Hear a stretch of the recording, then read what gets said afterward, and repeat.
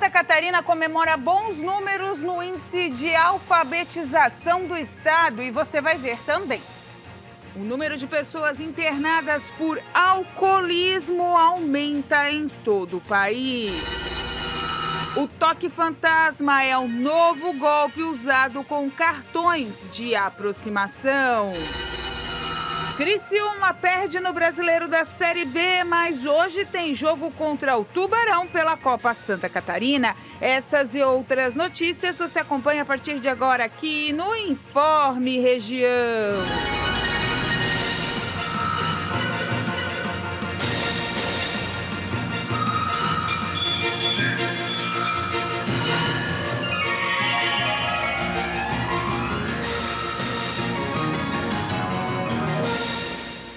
Olá, estamos chegando com mais uma edição do Informe Região. Hoje, segunda-feira, 29 de setembro de 2025, primavera brasileira. Tempo bom, firme em toda Santa Catarina, temperatura na casa dos 25 graus aqui na região de Planalto. O sol apareceu, o pessoal tá feliz da vida. Ontem, meu Deus do céu, esse final de semana a gente teve 5 estações, né? Não foi nem 4. Num dia só choveu, deu raio, deu trovoada, depois nublou, depois abriu o sol, depois nublou de novo, choveu de novo. Meu Deus do céu, haja saúde! Esse final de semana a temperatura estava bem aleatória, mas essa semana ela vai seguir uma linha. Tempo quente e chuva. Daqui a pouco a gente amplia as informações do tempo para fechar setembro e iniciar o mês de outubro. Olha só, o Conselho de Justiça Federal anunciou a liberação de 2,4 bilhões de reais em atrasados para aposentados e pensionistas do INSS. O montante se refere às ações previdenciárias concluídas até agosto e vai beneficiar milhares de segurados em todo o país. O Conselho da Justiça Federal liberou o pagamento de 2 bilhões e 400 milhões em atrasados a aposentados e pensionistas do Instituto Nacional do Seguro Social. As ações, autuadas em agosto, são referentes a cerca de 116 mil processos de beneficiados. Têm direito os segurados do INSS que entraram com ação para revisões de aposentadorias, auxílio-doença, pensões e outros benefícios. Por isso, só quem entrou com processo na Justiça tem direito a receber os atrasados. Além das ações previdenciárias, foram liberados aos tribunais regionais federais de cada região, para pagamento de requisições de pequeno valor, outros tipos de ações, totalizando o valor de 2 bilhões e 800 milhões de reais. O Conselho afirma que cabe aos tribunais o depósito dos recursos financeiros, de acordo com o cronograma de cada um. Olha só, a Agência Nacional de Energia Elétrica, ANEEL, que anunciou que a bandeira vermelha patamar 1 virá vigorar no mês de outubro. Isso significa que as contas de energia elétrica terão de R$ 4,46 para cada quilowatt-hora a mais, né, quando consumidos. A nova bandeira significa uma redução em relação ao mês de agosto e setembro, que estava lá nos seus R$ 7,00 e pouco, quando foi acionada na bandeira vermelha patamar 2. De acordo com a ANEEL, a medida foi adotada por causa do baixo volume de chuva, afetando o nível dos reservatórios para geração de energia nas usinas elétricas. Ou seja, para outubro, a partir de amanhã, baixa um pouquinho o valor a mais, passando de 100 kWh. Consumiu 200 kWh, então vai ter R$ 4,45 a cada 100 kWh, ou seja, R$ 8,00, quase R$ 9,00 de acréscimo na sua conta. Estava sendo assim nos últimos 2 meses, mas aí era R$ 7,00 e alguma coisa em cima de 100 kWh consumido. Estava bem pesado, tá? Agora diminui um pouquinho, a gente espera que ali para vindo mais chuva, então a gente espera que ali para outubro não, mas para novembro já baixe mais um pouquinho, pelo menos na bandeira amarela, para o nosso bolso respirar também. Olha só, os deputados de 23 estados brasileiros não perderam a oportunidade para utilizar o mecanismo das emendas PIX. Aquele dinheiro que é transferido dos orçamentos, repassados diretamente a parlamentares, que não são obrigados a prestar contas. Só esse ano já foram 11 bilhões de reais. Criada em 2019 pelo Congresso Nacional, a chamada Emenda PIX permite que deputados e senadores indiquem dinheiro público diretamente para estados e municípios, sem a necessidade de convênios ou projetos detalhados. O modelo se espalhou rapidamente pelas assembleias legislativas e já movimenta bilhões de reais em recursos estaduais. No nível federal, o Supremo impôs regras de transparência, com cada parlamentar precisando indicar previamente qual projeto será financiado, e os municípios são obrigados a apresentar plano de trabalho e prestação de contas. Mas nos estados não existe a mesma exigência e a fiscalização acaba ficando restrita aos municípios. Segundo a Transparência Internacional, isso abre espaço para distorções. Em Roraima, por exemplo, as emendas já superaram os investimentos do próprio governo estadual em 134%. Em Minas Gerais, o valor das emendas individuais chega a 2 bilhões e 200 milhões de reais. E no Distrito Federal, cada parlamentar controla em média mais de 30 milhões. Nos últimos anos, vários estados ampliaram o valor das emendas. Alagoas elevou o teto de 1 para 1,55% da receita corrente líquida. A Paraíba criou um calendário de aumento progressivo até chegar a 2% em 2027. E no Acre,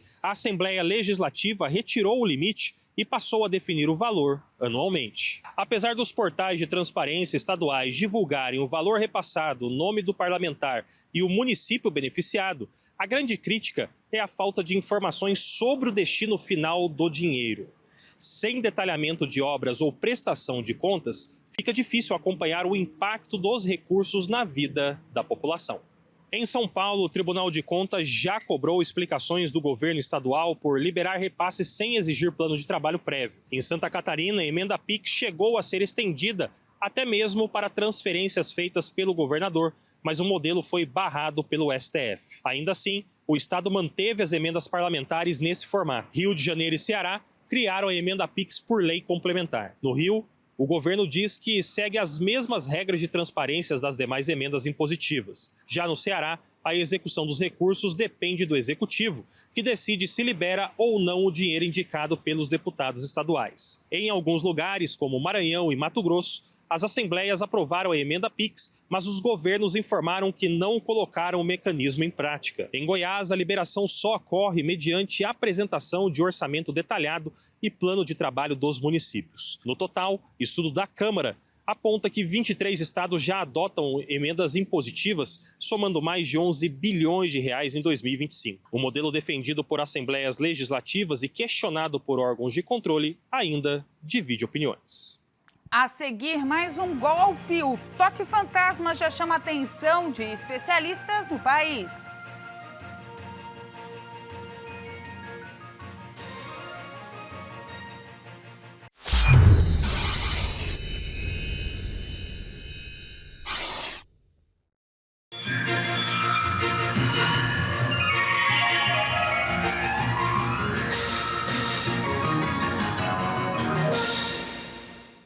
De volta com o nosso Informe Região, 1 da tarde, mais 27 minutos. Uma nova pesquisa revelou que aumentou o número de pessoas internadas no Brasil por conta de problemas causados pelo alcoolismo. Mas, segundo o mesmo levantamento, as mortes diminuíram. O número de internações do alcoolismo voltou a crescer no Brasil, segundo a 7ª edição do Anuário do Centro de Informações sobre Saúde e Álcool, elaborado a partir de dados do IBGE. Entre 2022 e 2023, o aumento foi de 2,8%, o que equivale a 4 pessoas hospitalizadas por hora em razão do transtorno do uso de álcool. Apesar do cenário, o levantamento mostra que houve uma queda de 9,2% nos óbitos pelo problema no mesmo período, tendência de redução observada pelo segundo ano consecutivo após o pico registrado durante a pandemia da Covid-19. Os especialistas apontam que a divergência entre mais hospitalizações e menos mortes pode estar relacionada a avanços no diagnóstico precoce e no acesso a tratamentos mais eficazes. Dessa forma, muitos casos que poderiam resultar em óbito estão sendo interrompidos antes de se agravarem. Ainda assim, o alcoolismo permanece como uma das principais causas de mortalidade no país. 10,5% das mortes associadas ao uso do álcool têm ligação direta com a doença, que faz, em média, 21 vítimas fatais por dia. A pesquisa destaca desigualdades regionais.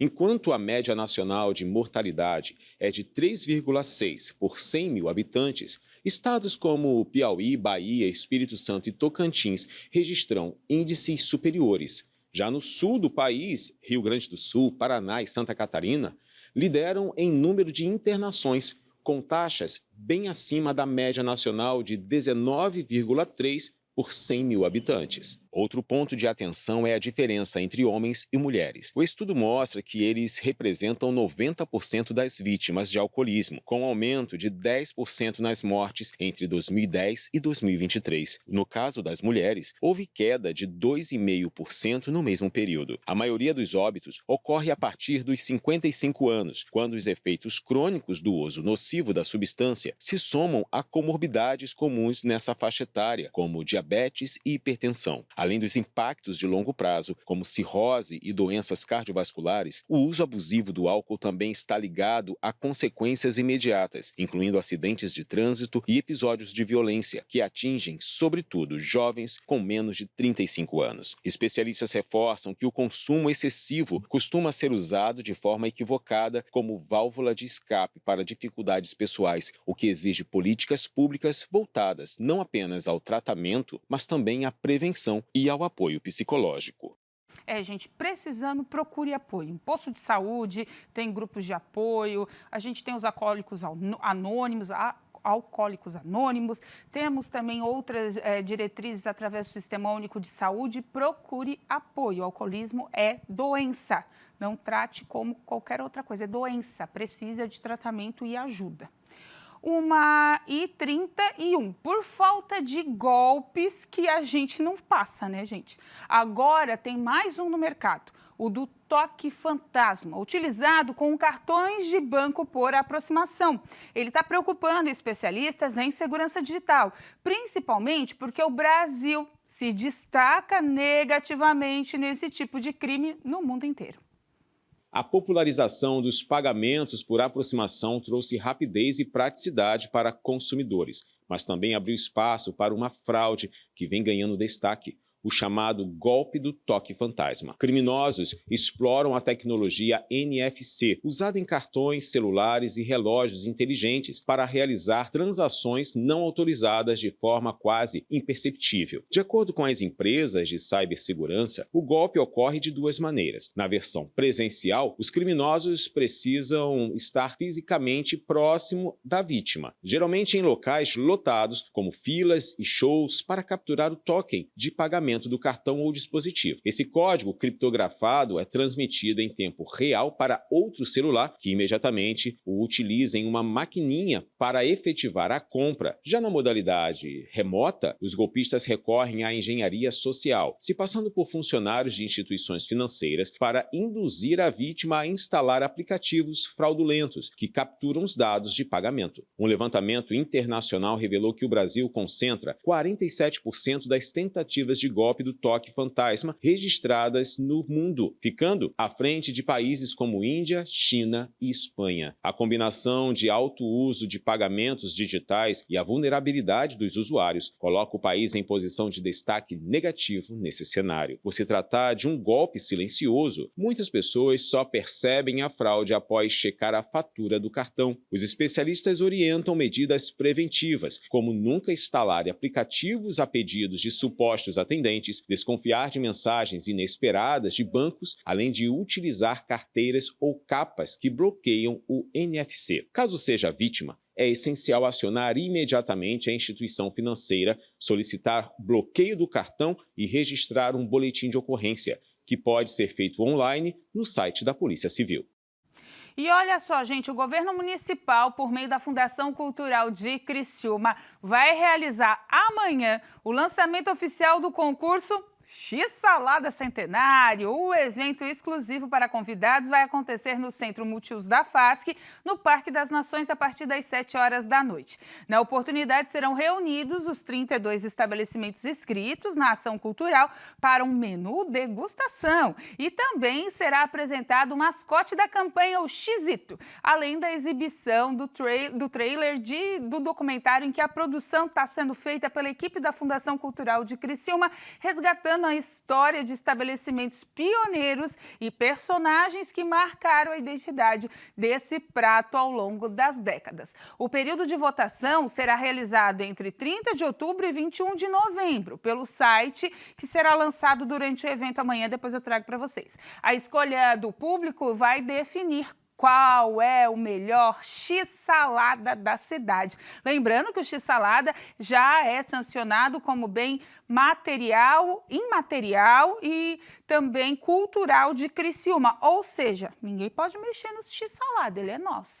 Então, vai ser lançado amanhã, esse que é um dos atrativos do centenário de Criciúma, que acontece no próximo dia 4 de novembro. E lembrando, no próximo sábado, 4 de outubro, no Parque das Nações, tem o show de Leandro Borges, né? Gratuito, pode ir lá, a partir das 7 da noite. O pessoal vai estar lá esperando, a população. Um show muito aguardado, show completo, tá? Amanhã tem sala de entrevistas com ele. Ele falou, show completo, aquele show que você vê com todo o cenário, tudo, é a banda oficial de Leandro Borges. Então, vai ser um super show, já anota na agenda. Essa semana será de chuva em quase todos os dias, mas com temperaturas um pouco mais altas. Vamos conferir agora como fica a previsão do tempo. Terça-feira, o dia amanhece com 15 graus, chegando aos 25. Terça de sol com muitas nuvens, passando a chuvoso no período da tarde. À noite, com chuva forte. Quarta-feira, o dia amanhece com 18 graus, chegando aos 23. Quarta de sol com muitas nuvens, passando também a chuvoso no período da tarde. À noite, a chuva tende a parar. Quinta-feira, o dia começa com 18 graus, chegando aos 23. Quinta de sol com muitas nuvens e também com previsão de chuva forte no período da tarde e à noite. Sexta-feira, o dia amanhece com 19 graus, chegando aos 23. Sexta chuvosa durante o dia, à noite a chuva para, com as nuvens diminuindo. Essa semana é para andar com capa de chuva, guarda-chuva, galocha, tudo que você quer aí para se proteger da chuva, porque essa semana vem água aqui em Santa Catarina. A seguir, números positivos enaltece a alfabetização no estado.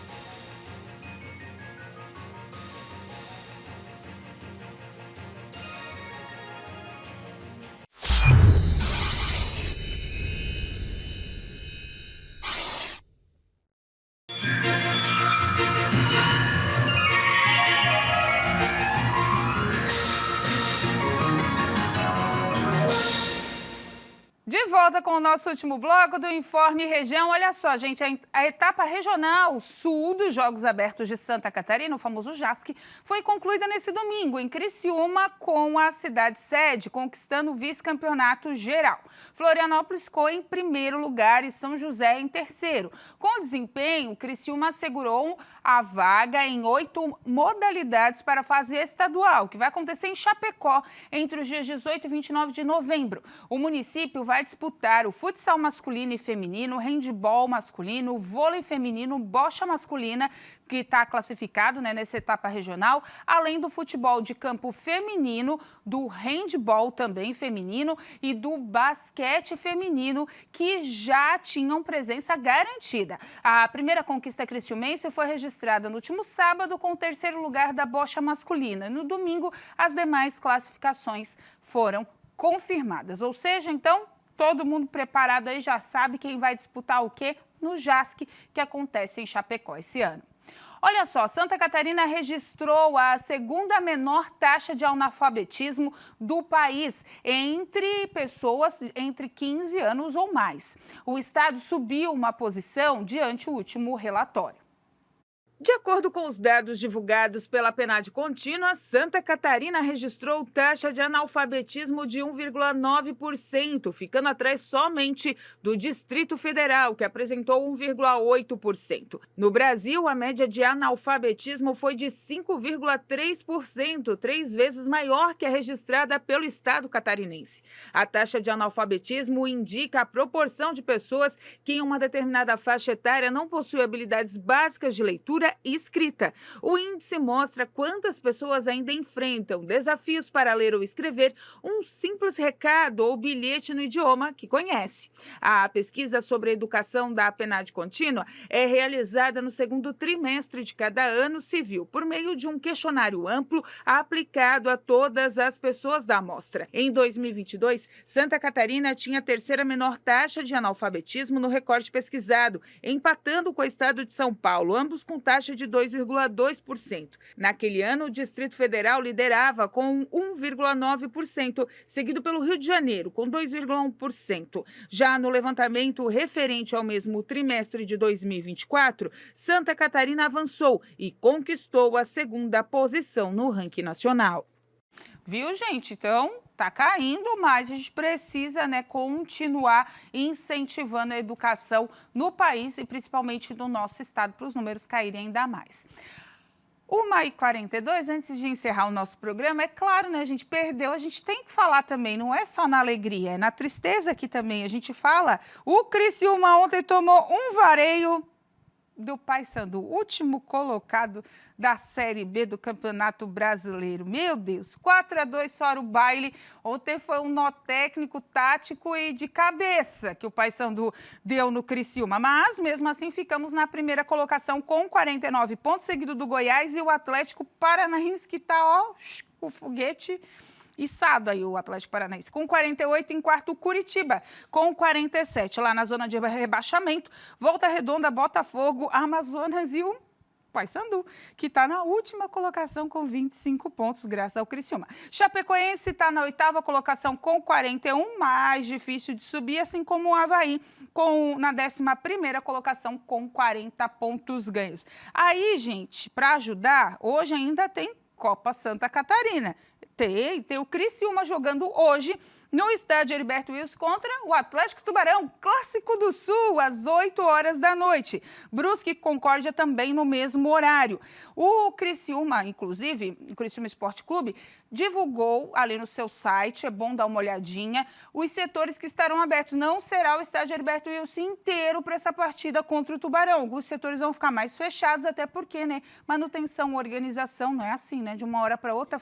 Sai de um jogo com mais 16 mil torcedores para ir para o outro no outro dia, haja agilidade. Então, hoje vai ter alguns locais fechados no estádio Heriberto Wilson, mas você que é sócio, vai lá, acompanha Criciúma B e Atlético Tubarão, tá certo? Mas na Série B ontem deu dó no coração, a casa estava cheia, estava bonito o estádio, 4-2, doeu. Mas, enfim, acontece. Vamos lá que a gente sobe. Com essa informação, a gente encerra o Informe Região desta segunda-feira, abrindo a semana. Lembrando para você que essas e outras notícias você acompanha seguindo as nossas redes sociais, @TV Primavera no Instagram e Facebook, no nosso canal do YouTube, /TV Primavera Criciúma. Eu volto nas edições do Boletim Primavera, às 2 da tarde tem o culto da Igreja Internacional da Graça de Deus, sede Criciúma, às 4, a Hora da Graça, para você acompanhar, e depois toda a programação da HIT TV. Fiquem com Deus, façam uma boa segunda e lembre-se, a TV Primavera também é a TV do Show da Fé. Tchau!